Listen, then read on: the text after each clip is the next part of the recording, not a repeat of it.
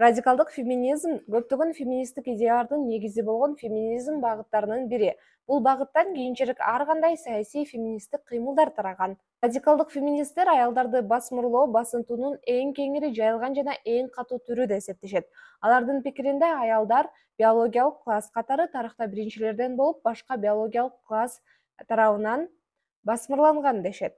Бүткүл аял заты жашаган жерине, социалдык абалына жана ден соолугуна карабай эркектердин кордоосуна кабылышат деген пикирди карманышат. Радикалдык феминизм коомчулукту кескин өзгөрүүлөргө чакырат. Социалдык, экономикалык чөйрөдө эркектердин артыкчылыгы жоюлушун талап кылышат.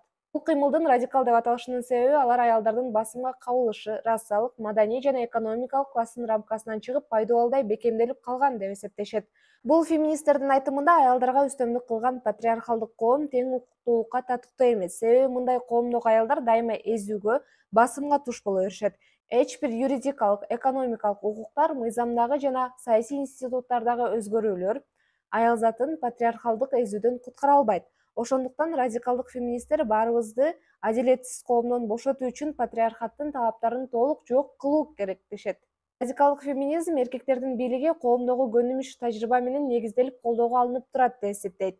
Бул нерсе эркектин артыкчылыгын көрсөтүү үчүн аялды колдонуп, аны кемчиликтүү көрсөтүү аркылуу жасалат дешет алар. Мындай көрүнүштөрдүн бири гендер.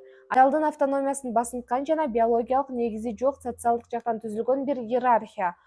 Радикалдык феминизмди трансэксклюзивдүүлүк, транс адамдарды кабыл албоо үчүн айыпташат. Ошондой эле радикал феминисттер эркектердин үстөмдүгүн жана аялдарга карата зордук зомбулукту үгүттөгөн диндер сыяктуу патриархалдык институттарды кескин сындашат.